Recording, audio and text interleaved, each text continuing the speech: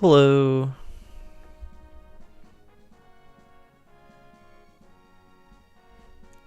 We're doing this again.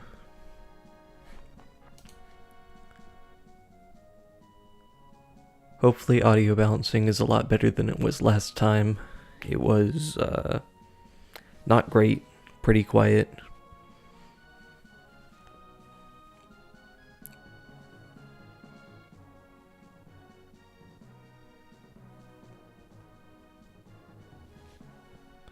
But here we are, streaming once again.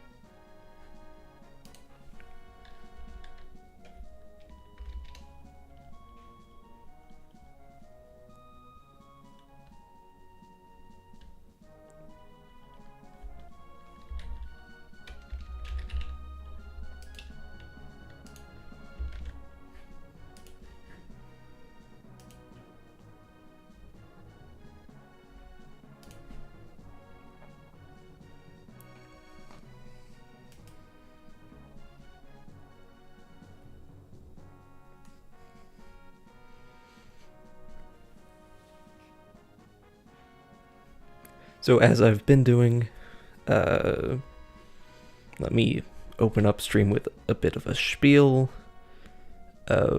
I was part of the Spanish translation for Fire Emblem 4 Genealogy of the Holy War. I myself am far from fluent in the language, but because of my niche, let's say, about the researching names, and especially in regards to the names used in Fire Emblem 4, I was brought on to the team, did some research and studying, and we just had our release of the patch, the translation patch, earlier this year, back in September, I believe. And here is a link to it in the chat.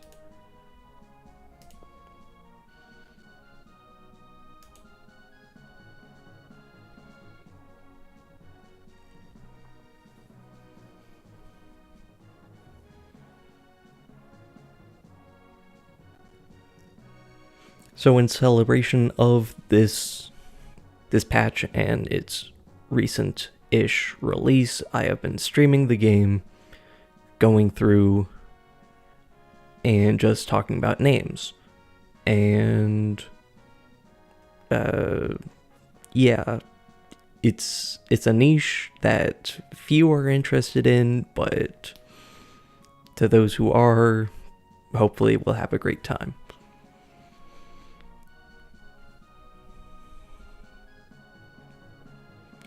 Welcome to the stream, Midir.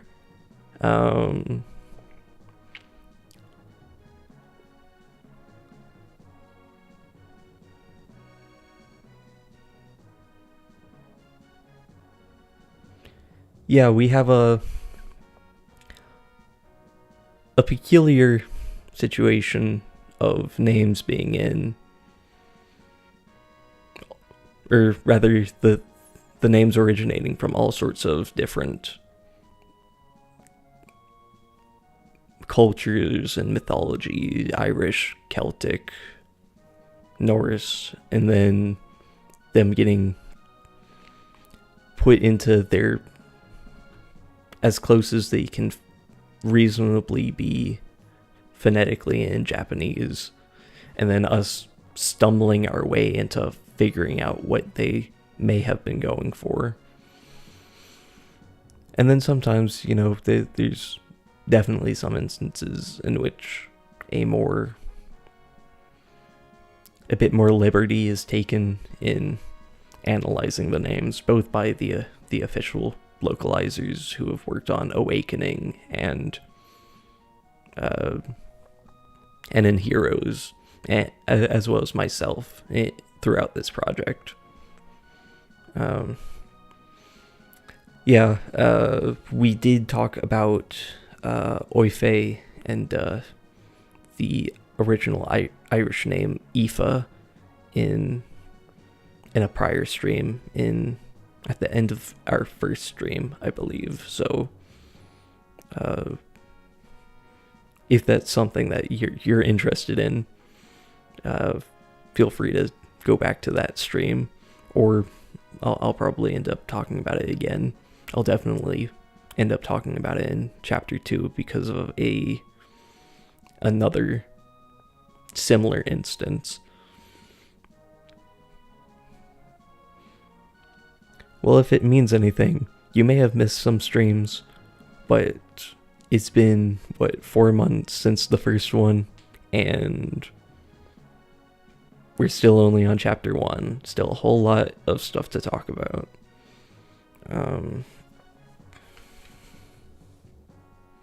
And I think with that,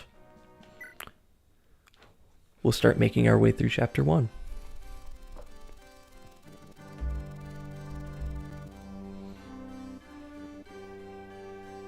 As I've said before, a lot of hard work has gone into putting this translation together, and though this is a English stream more than anything, I try to, or rather, despite this being an English stream, I still would like to show off the translation done for this.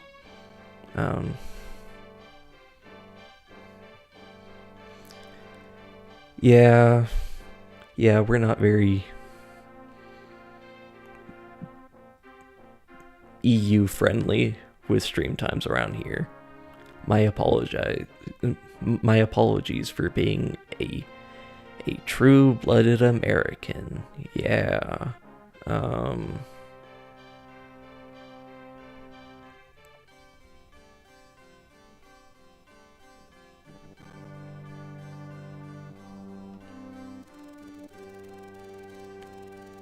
I try to go for a bit more friendly of a timing. Typically, we start around 3 my time, which should be, a little bit after the standard work hours. So, or standard work hours across the pond, so to speak.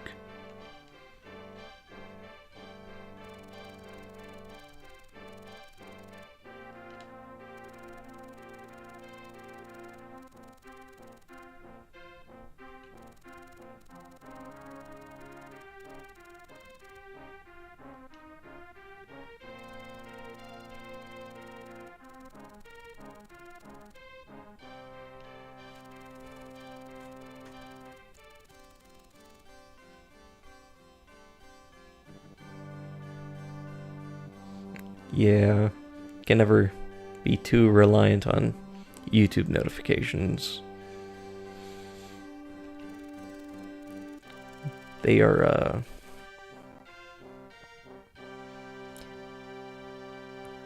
not ill-tempered, but, fickle. That's a good word.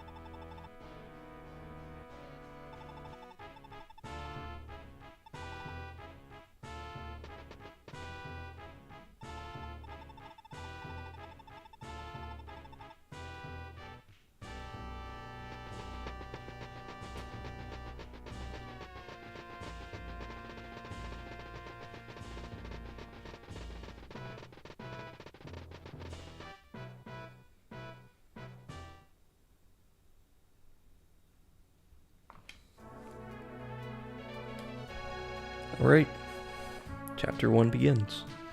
So, to start off, we are in a new land. We are now in the kingdom of Verdane, which means we have a new name to talk about.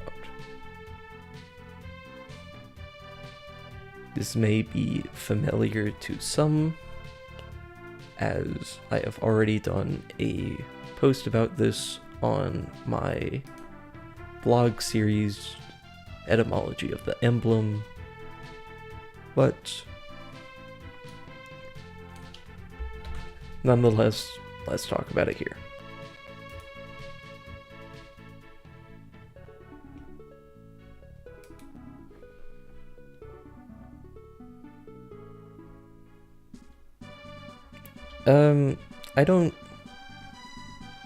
I don't know about the decision to use lady in this translation. I don't know if there's any specifics behind it. I myself am not great when it comes to Spanish, especially with more formalities like lord and lady. Anyway, so we are in Verdane. In Japanese, the name is written as such, Verdane.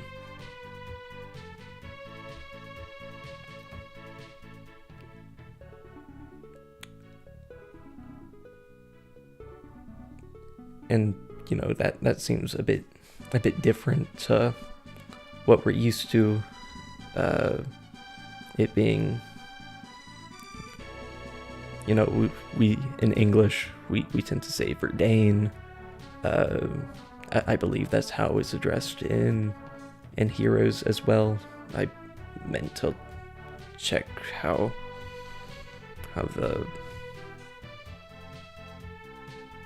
I guess it's only said by Jomka right now in Heroes, so I forgot to check his voice lines. Okay, so they do say Verdane and not Verdun or something. Verdane. Anywho, so the name used in Japanese, Verdane, is the same as what's used for Verdun, a French city. But more than the city itself, it's meant to reference the Treaty of Verdun. In, I believe it's, well, I don't have to believe, I have it written in my notes. The Treaty of Verdun was signed in 843, and it divided the Frankish Empire into 3 kingdoms. So, after the death of Charlemagne, the great emperor over the Franks, after his death, the empire became that of his son, Louis the Pious. And he wanted a fair distribution of power amongst his 3 sons after him. So he set up a system in which he reigned over 3 unified kingdoms, each belonged to one of his 3 sons. After Louis passed, the eldest son, Buthar, let me put his name in chat.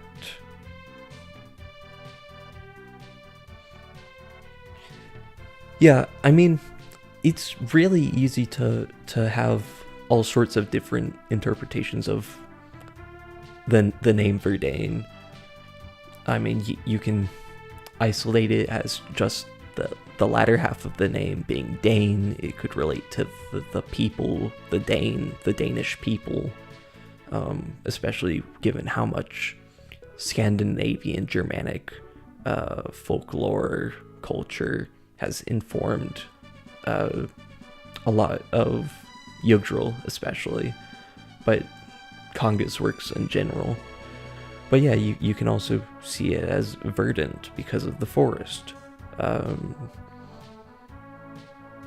There's another more flimsy connection that I'll note at the end of this section. But I was saying that Lothair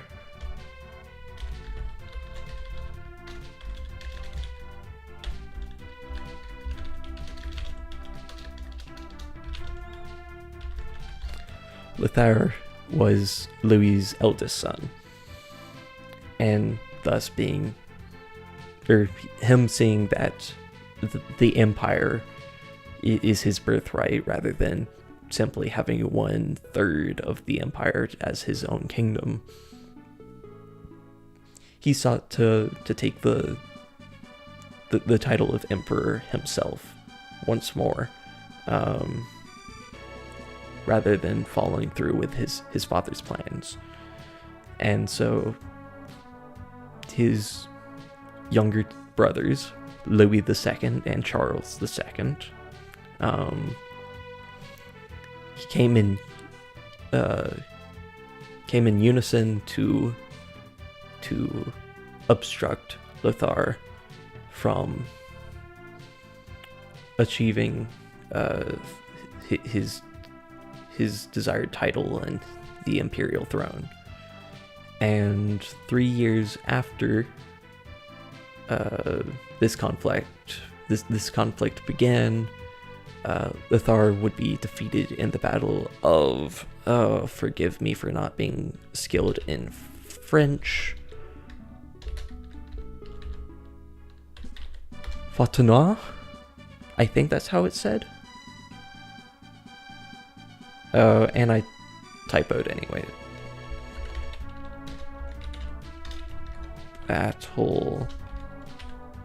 The Battle of Fontenoy. Please forgive my French. In general, I'm really most proficient whenever it comes to English, when it comes to Japanese. So those pronunciations, you can mostly trust me on. Of course, with how many dialects of English and at the same time how many dialects of Japanese exist, there can be all sorts of different interpretations, but anything outside of that, maybe be a bit more skeptical of my pronunciations at least. Anywho, so at this battle, Lothar was defeated, and arrangements for the Treaty of Verdane began, and it was declared that Lothar was unfit for rule over the imperial throne, and the Frankish Empire would be split into 3 different lands, into West, Middle, and East Francia. And of course, there's elements of this tension between family, between brothers, that we see throughout Verdane, that we see Midir, Kimbaith, and Jamka, all with their conflicts that, and you can even see it as one being in conflict with the 2 other brothers, with Jamka being the one against the 2 of Midir and Kimbaith.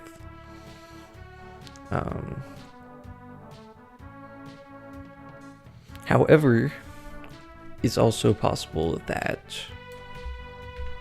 there is influence from something else. As the Japanese name Verdane, the name for Verdane in Japanese, is also seen within another name, Verodanti, Sorry. Nope, that wasn't right. Verdane. I'm tripping over my words. Verdane. Nope. I'll get it right. I swear. I study this language. Verdane. No. There's a... This is awkward. Verdane. Yes. Because there's the small E at the end. Trust me, I study this language. I have reason to do this sort of stuff. So this to let's focus on my embarrassing shortcomings, comes from Verthandi, or Verthandi, however you want to pronounce the F. This is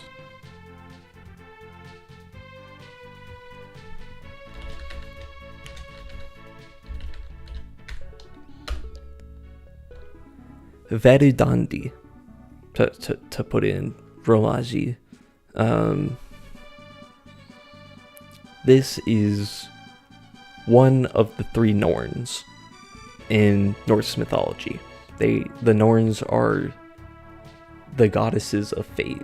You can view them as the equivalent of the Moirai, or the Fates of Greek mythology. And Verthandi is the one that symbolizes the present.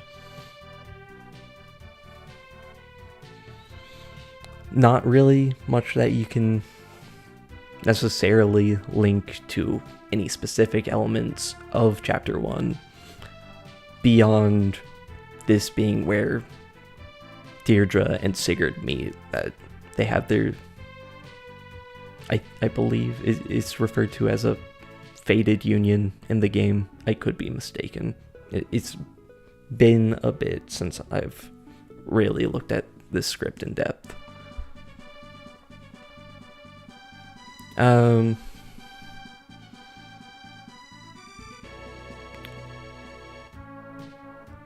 And that is it for Verdane. That said, we also have Evan's Castle here. I was short on time last stream, so we didn't actually talk about Evans.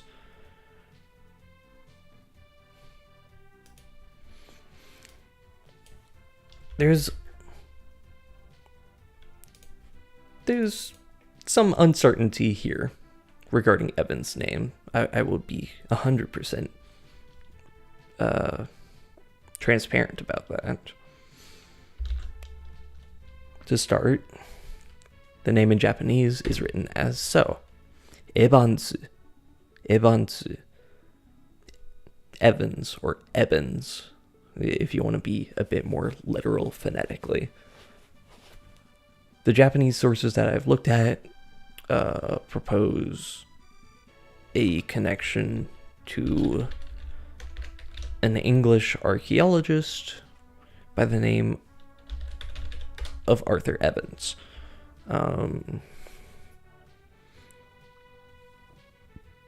Though I'm inherently immediately skeptical, because if you go to the Wikipedia page for his surname, or at least his surname when written in Japanese, which is slightly different, Evans, you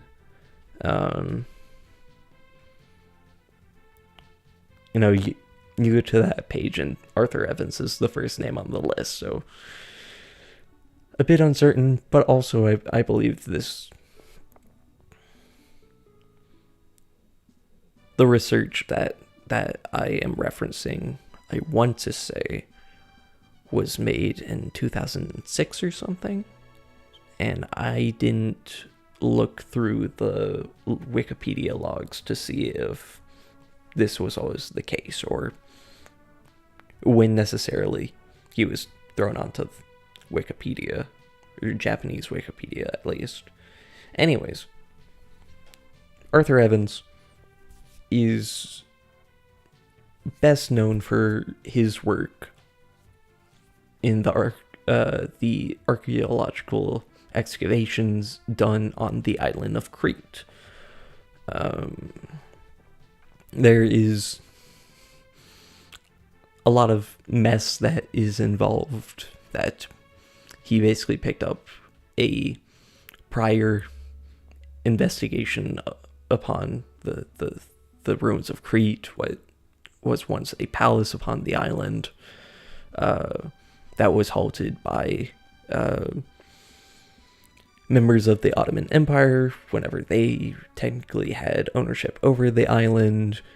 And yeah, there's a whole mess there, but Arthur Evans is mostly accredited to this site, this discovery.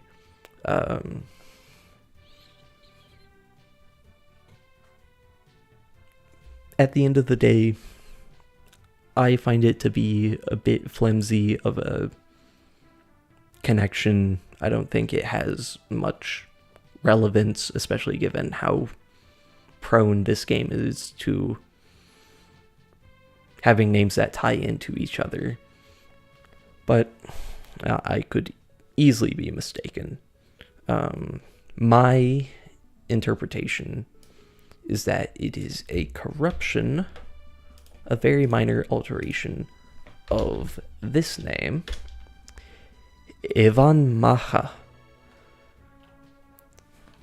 or as it is called in other languages, Evan Maha.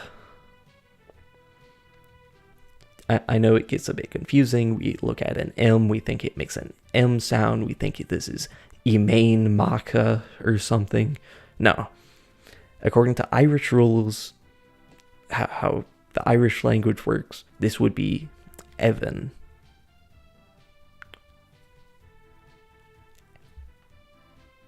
Well,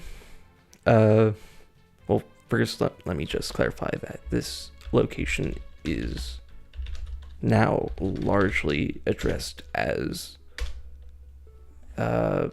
wait, I think I got that wrong. I think it's called Nevenfort and not Navenfort. Let me...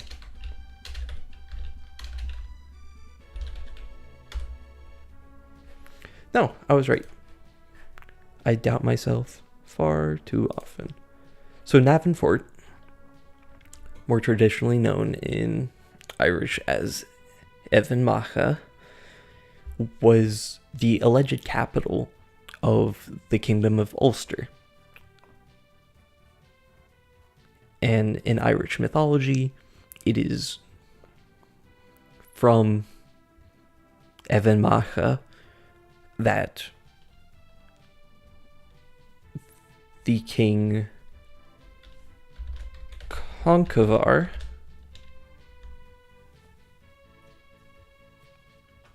where he reigned. And Conchobar was to be wed to someone that will be meeting this chapter named Deirdre. Deirdre, however you want to pronounce it. If you want to be a bit more classical, you can go Deirdre. Or maybe if you're just a Three Houses fan, I won't judge. So Conchobar was to be wed to Deirdre, whenever she came of age. But instead she ended up falling for a fellow that we talked about 2 streams ago by the name of Nisha.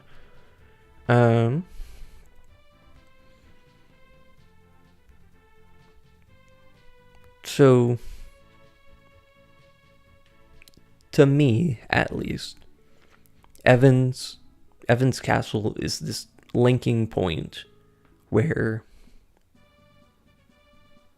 Granvale, the land of Sigurd, and to an extent to the land of his knight Nisha, connects to the land of Deirdre, that being Verdane. So with Evans being this perfect middle point, my brain was quick to link onto a theory, a hypothesis, if you will, that that Evans gets his name from Evan Macha. Of course, there is disparity between the names. One clearly has different characters. It's Evans, not Evan. So there's plenty of uncertainty, but this is my interpretation at least. And with that, I believe it's time to do everyone's favorite part of the game.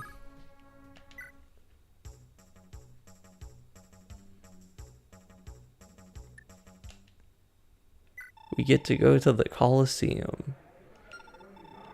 Okay, let's sit here to talk for a bit, because the Colosseum isn't necessarily known for its great music selection, let's say. But as you likely know, every character that appears, or rather, every fighter that appears in the Colosseum or the arena was given their own unique name. And I'm the madman that actually went out and looked at all of them and analyzed them and tried to make some sort of sense of them. So let's take a look at all that, shall we?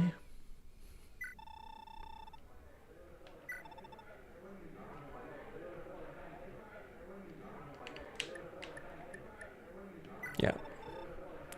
To start, we have Ghazzak.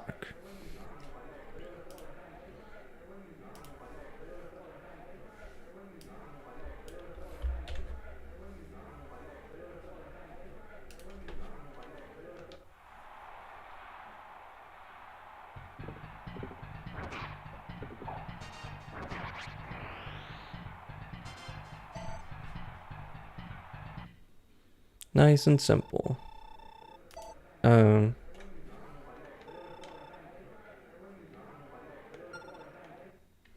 So, to start, sorry, wait,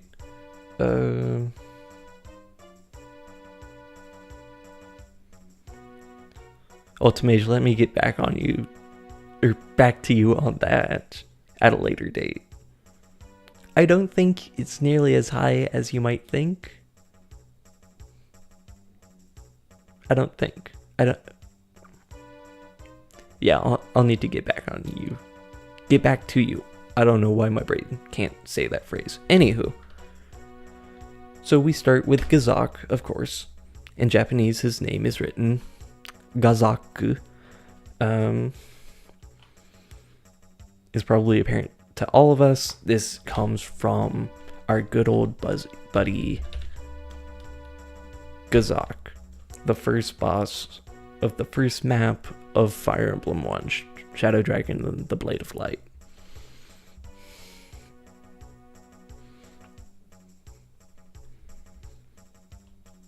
Some probably aren't the most pleased that, as you likely just saw, his name was changed to Gazzak with an H after the G.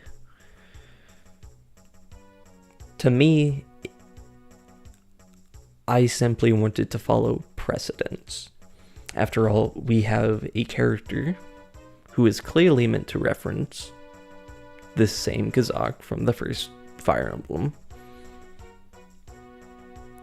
who appears in Fire Emblem Fates. He's a minor mook, appears in Forest Paralog, and his name was written slightly different.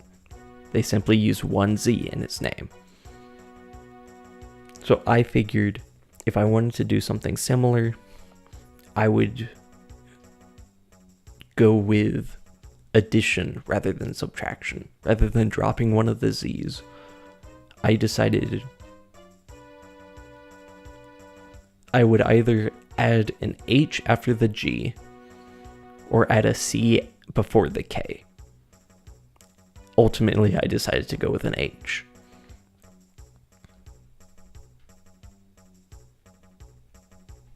That's really all there is to Ghazzak. So, let's go see who's next. Here we have, as you'll probably be more familiar with, Clotore. I've opted to instead go with Clotho, however you want to do the enunciation.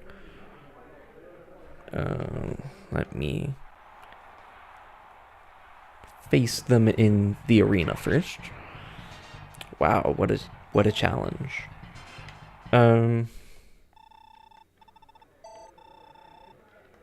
This is where things get a bit more interesting. So,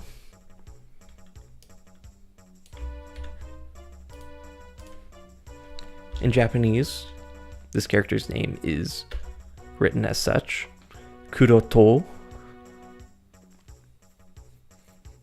And from what I took a look at, there was only one exact match of someone of note who uses, or was addressed using this katakana. A English chemist by the name of Harry or Harold Clotho.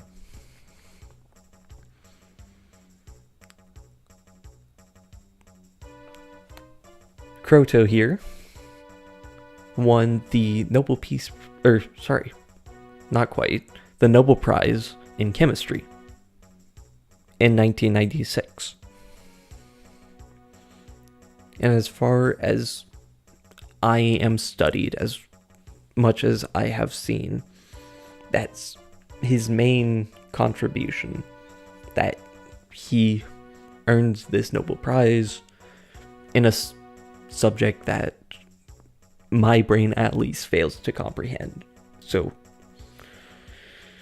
at risk of projecting a bit too much, I'm going to assume that most people don't understand it either. And considering that he earned this award in 1996, which is the same year that Genealogy of the Holy War released, I'm of the opinion that this is not what was being referenced. I could easily be mistaken though. Instead, I am of the mind that it comes from Clotho, the number of chonpu, as they're called in Japanese, but the straight lines but between the individual characters can vary depending on the source. But this is from Clotho, just like you were saying, Midir. Clotho is the youngest of the Moirai. The Moirai, or more commonly addressed in English, the Fates, which is a trio of goddesses in Greek mythology who manage fate and life. Clotho, being the youngest, is tasked with spinning the thread of life, while her elder sisters are the ones who measure it and cut respectively. Yes, Clotho, Lachesis, and Atropos.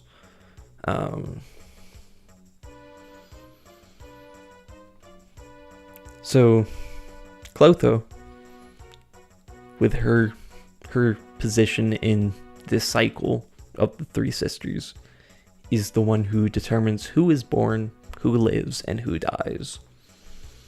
Of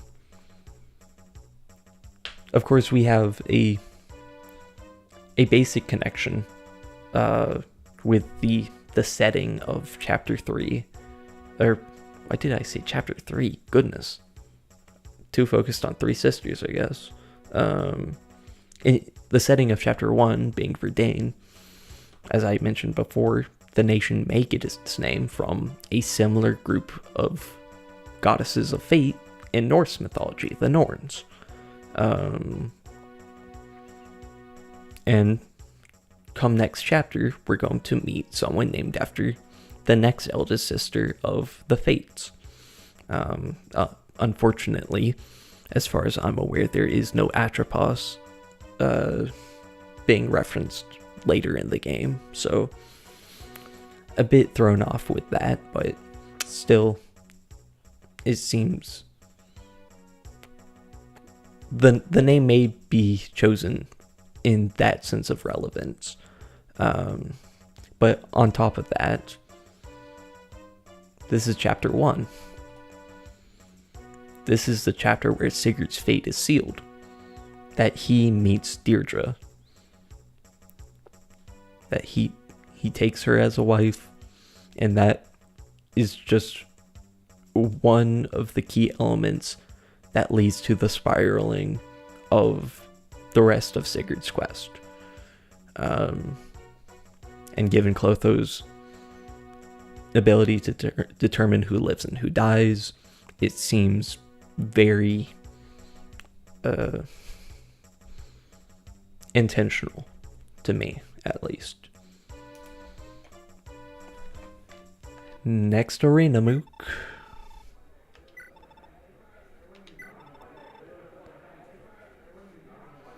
Here we have Wiseman.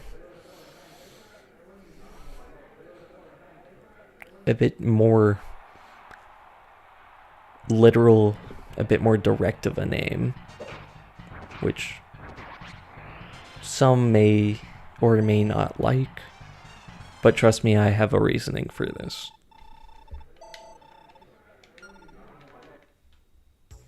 So,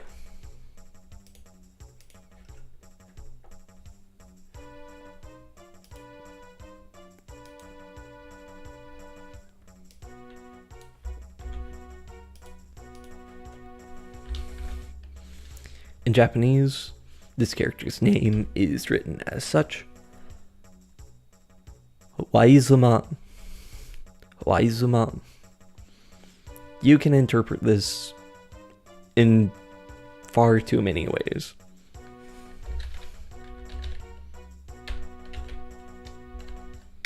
It can be Weissman, or more accurately pronounced in German, Weissman.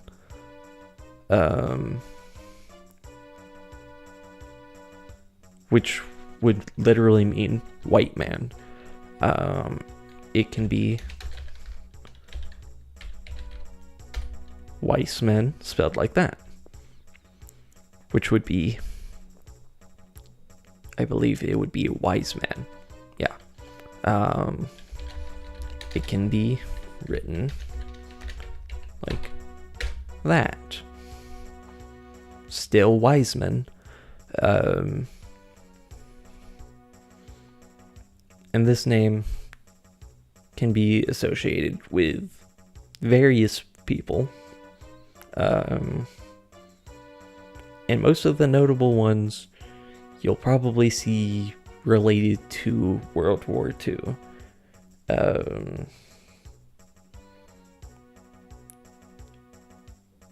And basically the next logical interpretation of the name beyond that would be the first president of the modern state of Israel. So basically, no matter how you look at it, it looks like it ties to modern history.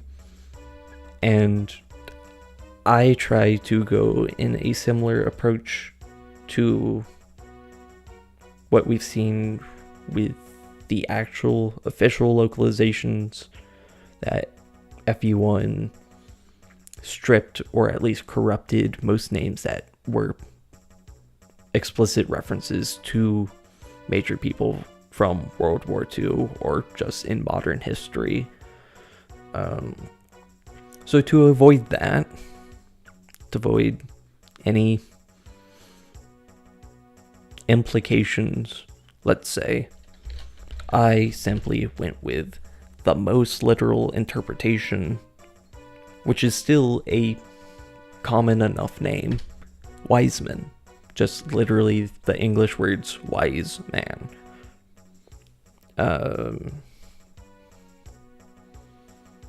But that wasn't just to play it safe. I think most of us here are probably aware that Shozokaga, the main classic Fire Emblem guy,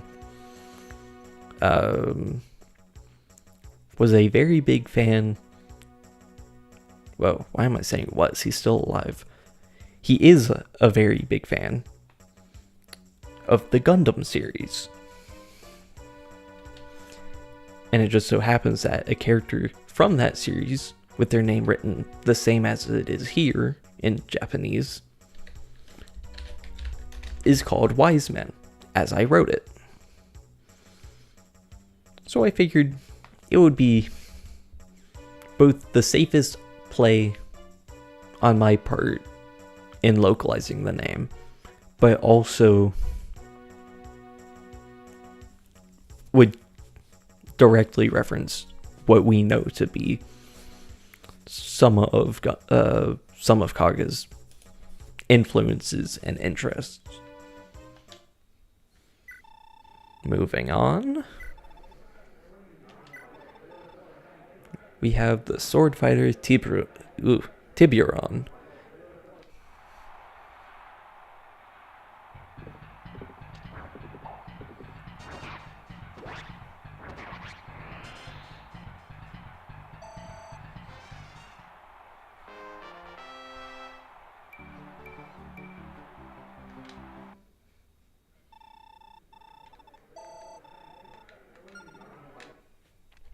Now this one is pretty simple.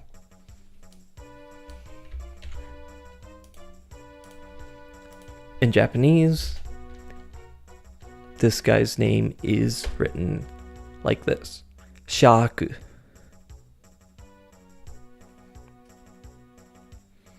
You can read this as a few surnames.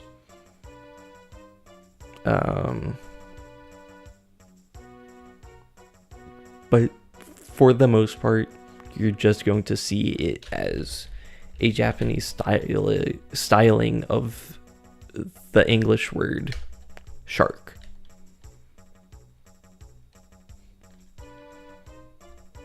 And as far as I'm aware, that's just what it is. We actually stuck with the localization made by the original Project Naga team, with Tiburon, or at least as you saw earlier, there's an accent on the O. It's just the Spanish word for shark. I wasn't necessarily confident when presenting my research to the team about keeping it. They ended up being very favorable to it, so it's here.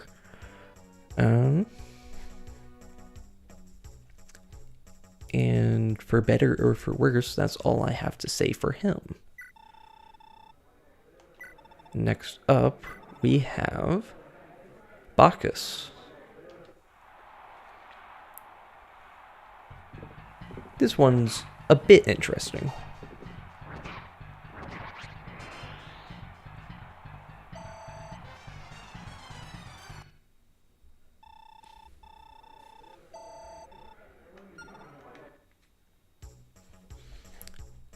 So,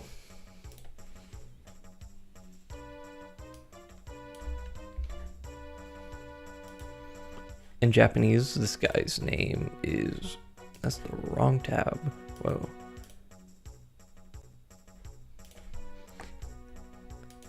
We have more Greco-Roman references. In Japanese, his name is Bacchus. And yeah, you may or may not be familiar with the Roman god of wine, of fertility, even insanity, Bacchus, as written in game.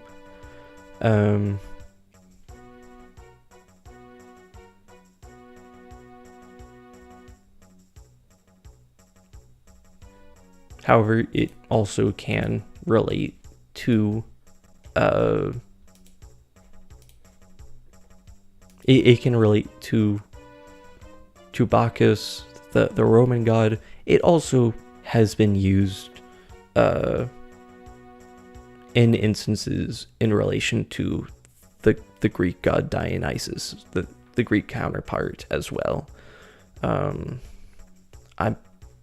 ill-versed on the specifics in regards to it, but I do know that there are instances that the name has been used for both. It's possible that the name also relates to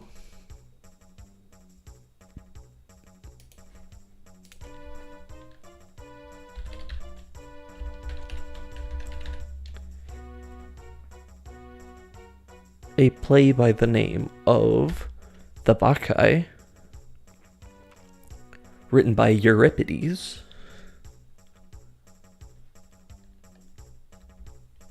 in which Dionysus, the Greek counterpart to Bacchus, as stated,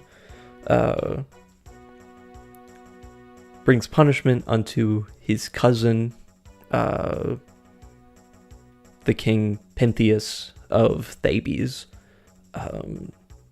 in retaliation for denying that Bacchus is delineated from the god Zeus. And it's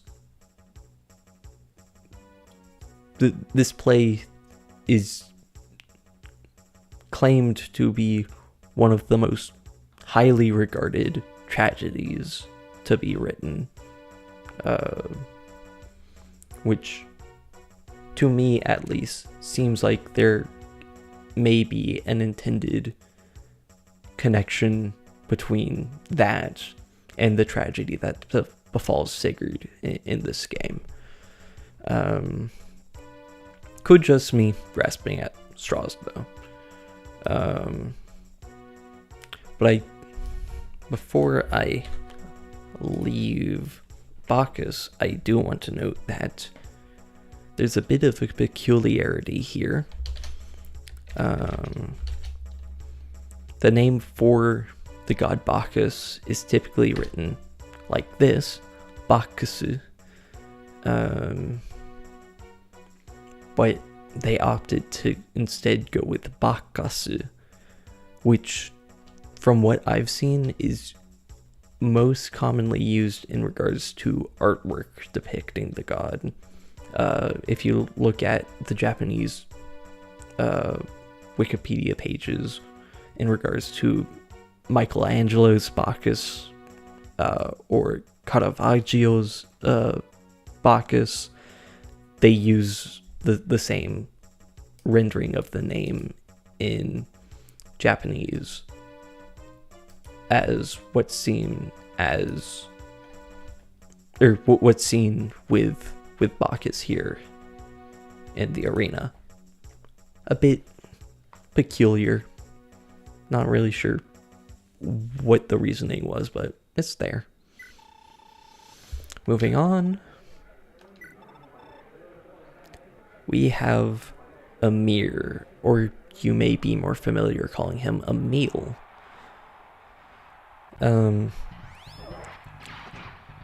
I had a... Okay, cool. Sacred lip that. Wait. Nice. Time to...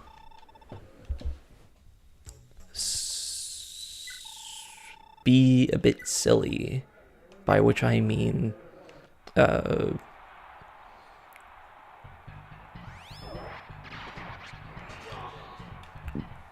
grind this out until Sigurd dodges to 50%. At a minimum of 250%.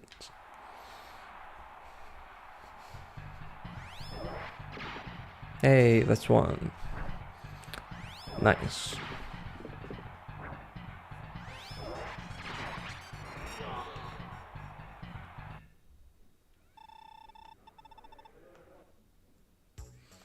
Well, this gives us a great opportunity to talk about Emir here.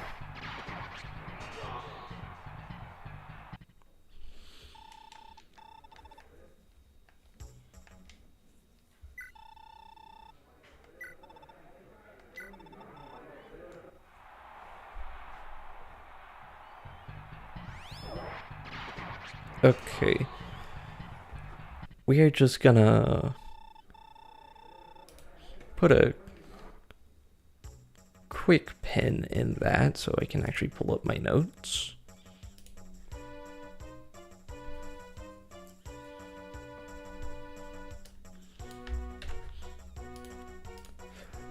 So, in Japanese, this fella's name is Emir. This can be interpreted as Emile, with or without an E. It used to be called, or he used to be named Emile in the Project Naga patch. But it can also be read as Emir, which Emir or Amir with an A instead of an ear, instead of an E, is a more traditional title used in the Middle East and Arabic-speaking languages and cultures. And it originally was used to denote a commander, someone of military leadership. But in time, it became used to address a prince. And of course, we still see some of this in the modern form of the Middle East, most obvious with the United Arab Emirates. Is right there in the title. But I've also seen it be used in certain religious groups. Certain Muslim organizations have or continue to use it.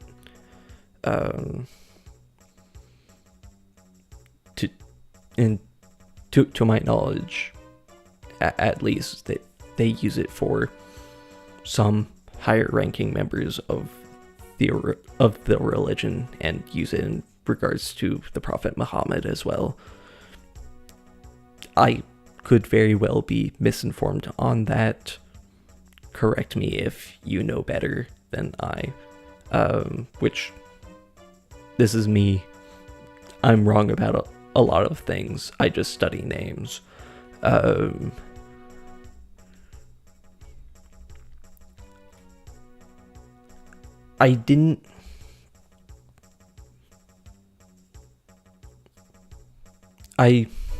I made this name change not necessarily because this is a series that already has two characters named Emile.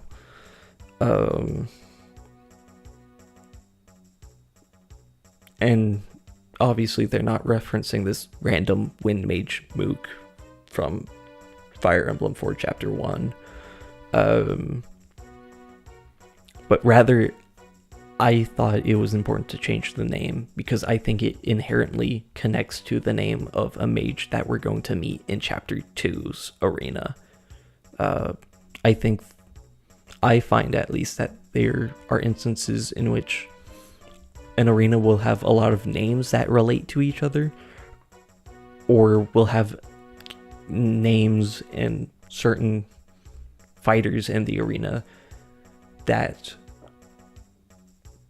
as you go, are supposed to have names that call back to prior arena combatants.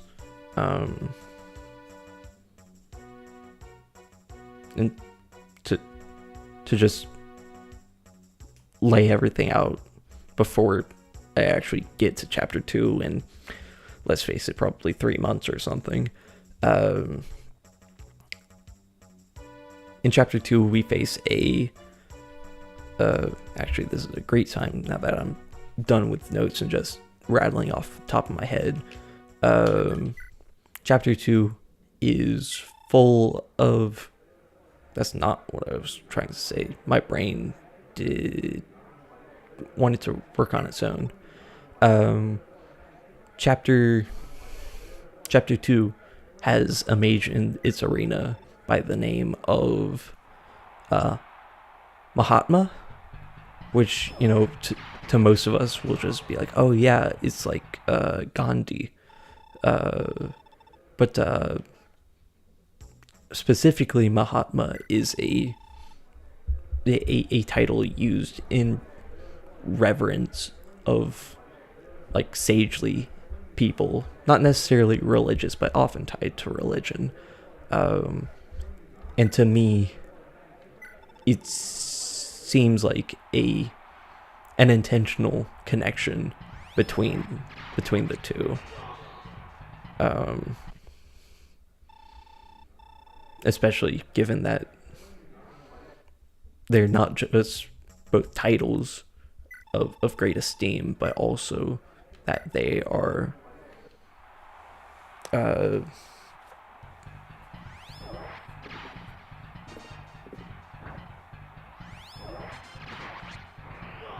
sorry, I got really distracted by that. But yeah, that they're titles of great esteem.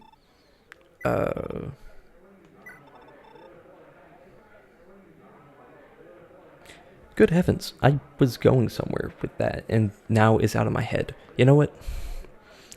I'll talk about that more properly whenever we get to Chapter 2.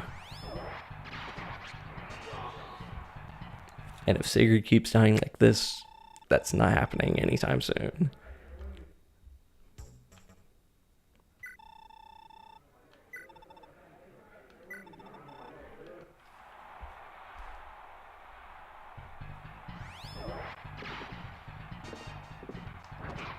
Okay, maybe. No.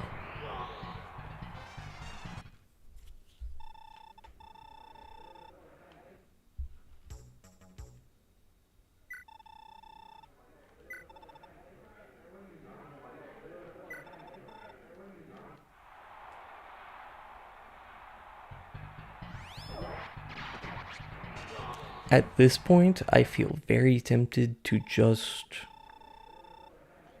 talk about the last guy in the arena and then give the arena a go with some of my I guess it would have to be just giving arena a go with Midir to try and see the two guys, I think it's two guys, that are exclusive to the bow-locked units.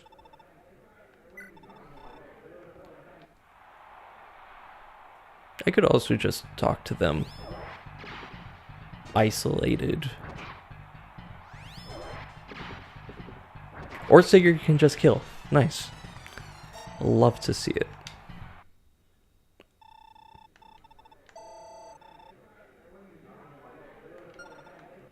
Okay.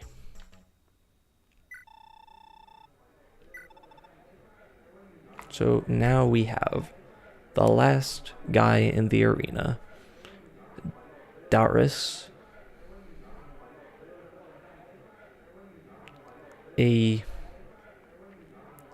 departure from the name that you may be more familiar with, Dulles.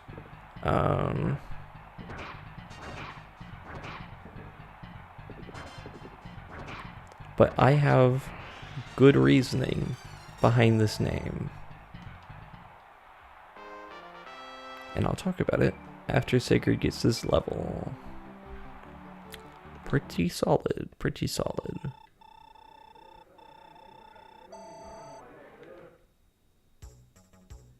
Alright.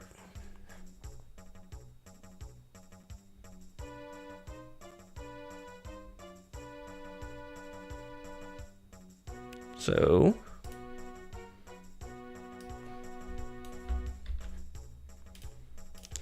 in Japanese, this fella, why didn't it paste? In Japanese, now you pasted twice, cool. This fella's name is Daresu. Daresu.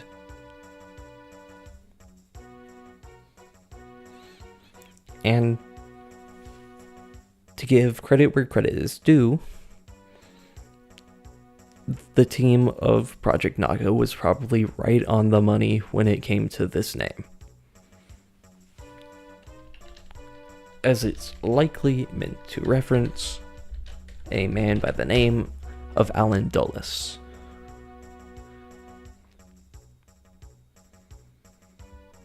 Mr. Dulles here was many things: a lawyer,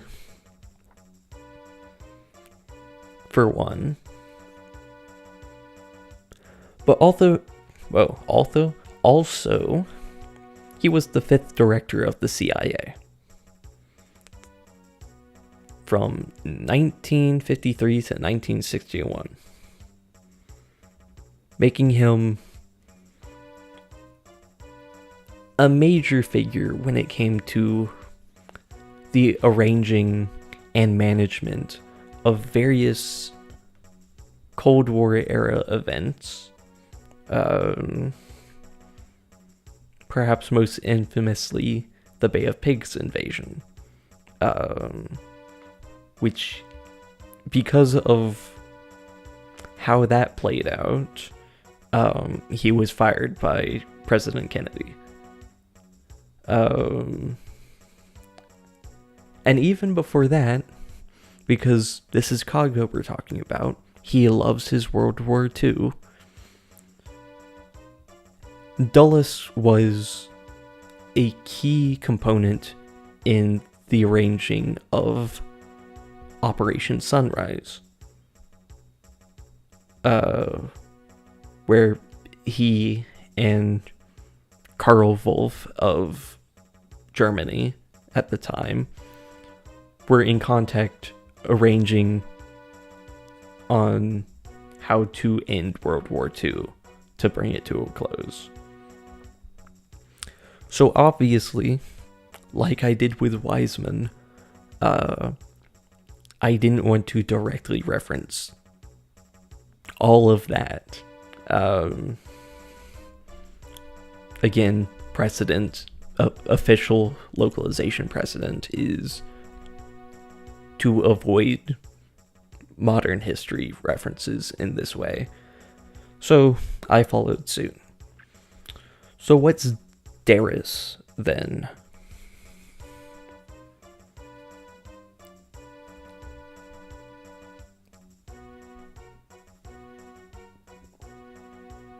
I know just earlier we were talking about how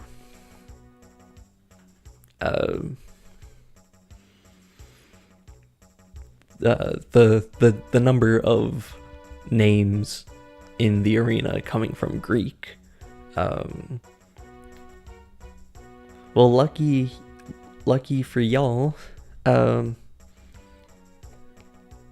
I added another one.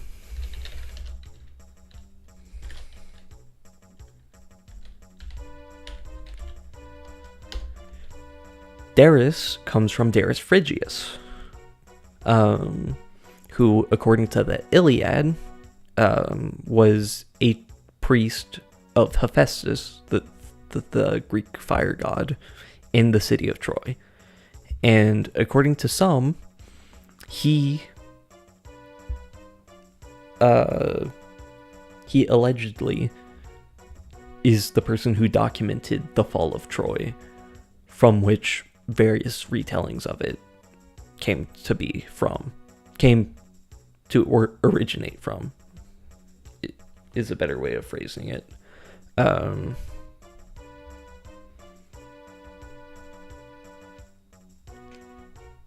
And from there, to even further tie everything into itself with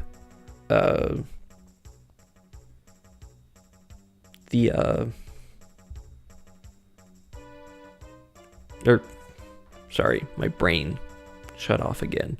To further tie things up into a not a pretty bow, let's call it a kind of ugly bow.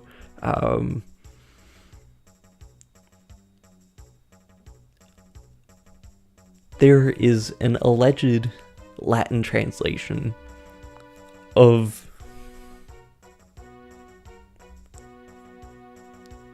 Darius Phrygius's document,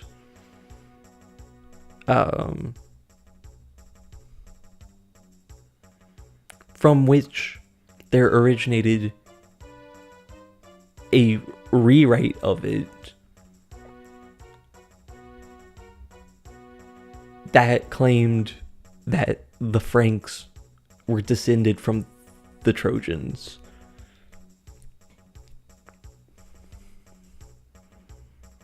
So there's your connection to France once again. Again, entirely a connection of my own. Also, there are similarly claims that a classic Irish folktale, part of the Ulster cycle, the Tainbo Cuailnge, or the cattle raid of Cooley. That's the English translation. Allegedly, there are passages from it that are derived from one of the translations of Darius Phrygius's documents. Don't know the validity of a good portion of that latter half, but I thought it would be a cute way of making a lot of things connect into each other when, according to the rules that I try to play by, I can't just do a direct reference to what's going on here. I did a few things like that in this project. Some I'm pretty happy with, others not so much, but at the end of the day, I think Darius was a charming pick by me. Though at that point, it kind of sounds like I'm just patting myself on the back, I suppose. All right, I will try to run through the arena with Midir. I did get started on stream later than I'd like, so I'm probably just going to go through Midir. If I can't get to the one bow using arena guy, I'll probably just talk about him in isolation without the actual gameplay context. And that'll probably be the end of the stream. I'll do the boring part of grinding everyone through the arena as effectively as they can off screen before we actually do the rest of the chapter in future streams. Yep. I think that's the play. And hopefully Midir can at least do something here. I'm not very hopeful, and I may... Okay, it's likely that I won't be able to do much with Midir in the arena without grabbing the killer bow off of Jamka later in this chapter, but we'll see.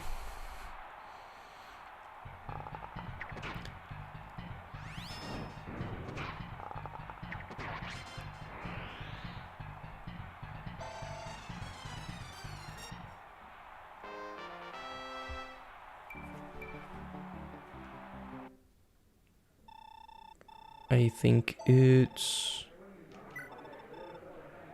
Okay, it's the next one. And we'll see if Midir can punch some holes through Wiseman. We'll see. Oh, wait. Oh, okay. I'm sorry, Midir, that I ever doubted you.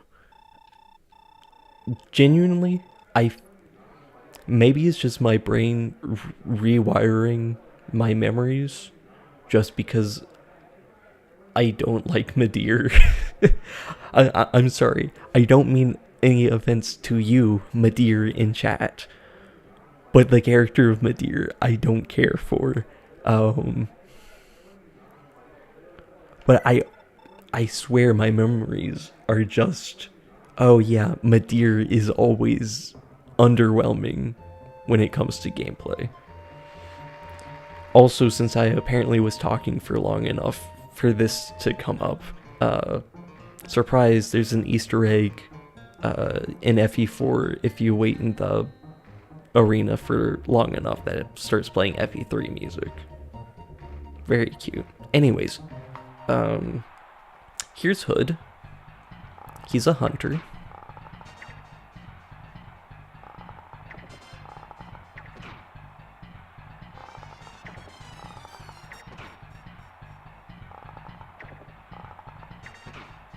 Wait, can Midir actually do this? Midir, please. Midir, please. No!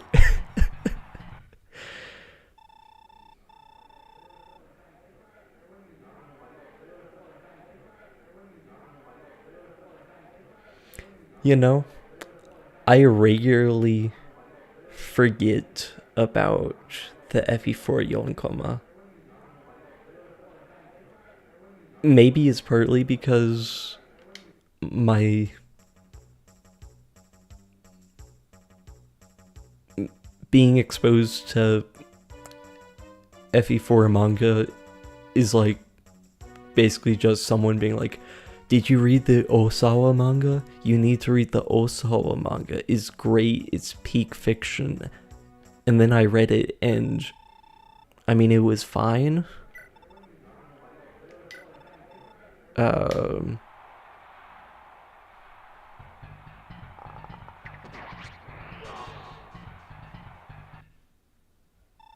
Fujimori manga, that's the one where they regularly put Oife in a maid costume, right? That's...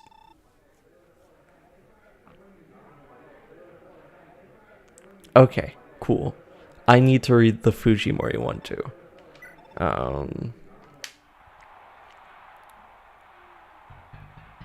Anyways, here we are.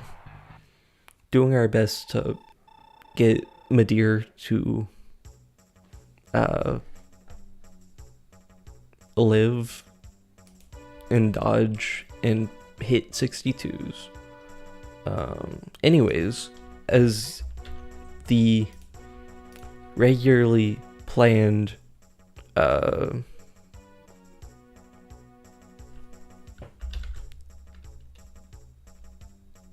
actual etymology research notes, instead of me talking about my Fire Emblem takes, the arena challenger that we have this time is Hood. His name is written like this in Japanese, Huddo. Japanese is a bit peculiar. The first character in this name can be written, or is generally get my words right, Brendan, come on. Generally is pronounced hu, like F-U, don't take that out of context. But it belongs to what's called the Ha line, which is an assortment of characters that are generally said as being starting with an H sound. So it's ha, he, and then between, sorry, it's hard to do this consciously instead of just rattling down the line. It's ha, he, he, and ho, but between he and he is fu.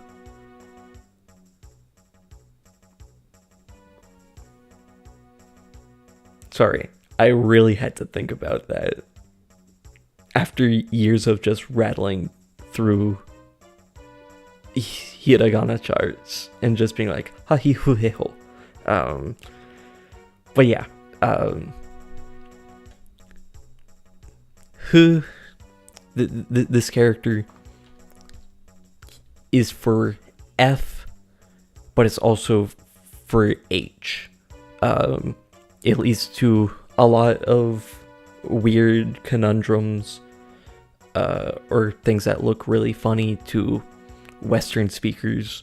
I think a popular one is the hook shot from the Legend of Zelda series, that in Japanese is hook shot. And there's a very obvious joke to be made there that I am far above making. Anyways, so you can read the name as food technically, but really it's supposed to be Hood. And considering that this guy is the guy in the arena is a hunter, that's his class, and he wields bows, is pretty obvious that he's supposed to be named after Robin Hood, famed legendary English outlaw. And of course, with time, he became more famed for his archery rather than sword skills or anything like that. Though commonly stories and depictions of him still feature such. And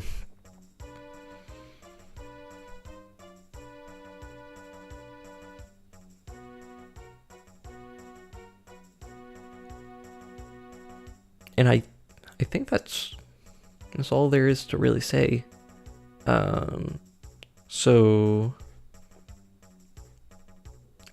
Also, you'll find a few adaptations of Robin Hood stories that have him participating in the Crusades.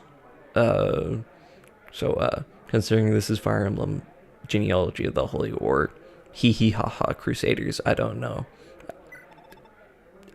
Maybe there's something there. I don't know. Anyways, let's see if Midir can strike again. No. I'll probably do this. I'll probably give Midir a go through the arena a couple more times. And if he doesn't make it past Hood in let's say 9 more times from here, I'll probably just end stream, cause I got stream started like an hour later than I'd like. So unfortunately, speaking of unfortunately, Midir was 1 away. But yeah, unfortunately, I got stream started later than I'd like. And I like ending stream before 6 o'clock my time. Which is creeping up.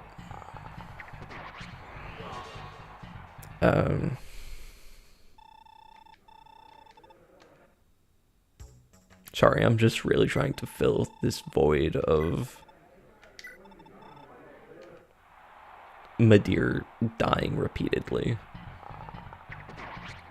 Speaking of,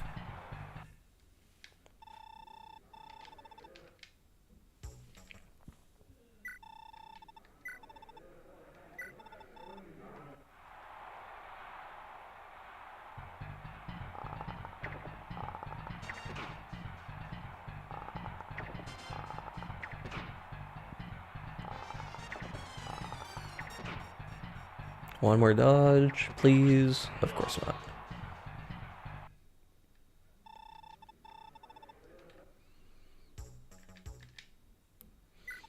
What a fun system this arena is.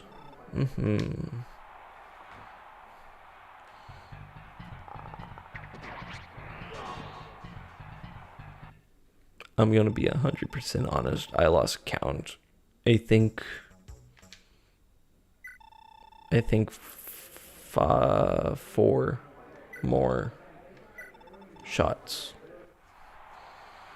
and then I'll end stream, unless Midir gets lucky. We'll see.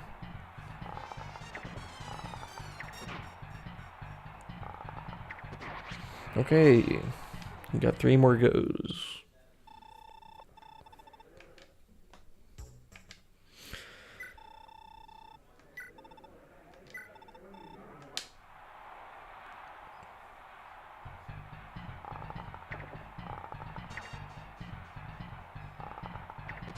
Alright, 2 more.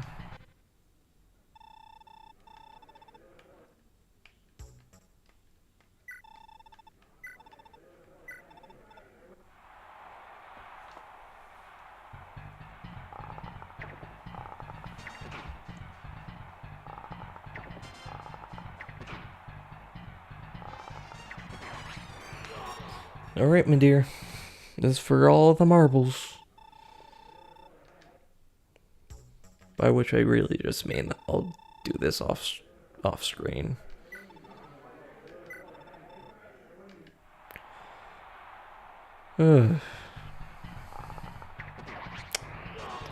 What a final showing. All right. With that, gonna wrap up stream. It certainly wasn't nearly as much as I thought we'd do. I thought I'd be a bit better on timing. I thought things would go a lot more smoothly than they did in the arena. But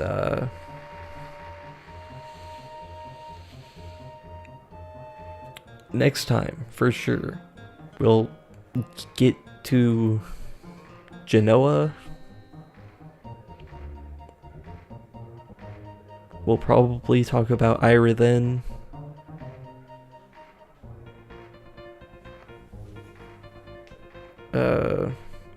Yeah, definitely we'll have Ira do Chembathe. We'll see if we can get to Marfa Castle and Midir. Sorry, not Midir, Midir as well. But that's for another day.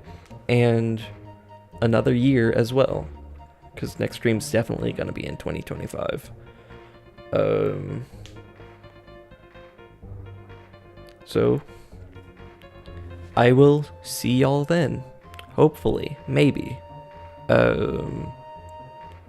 Thank y'all for checking out the stream. And good night.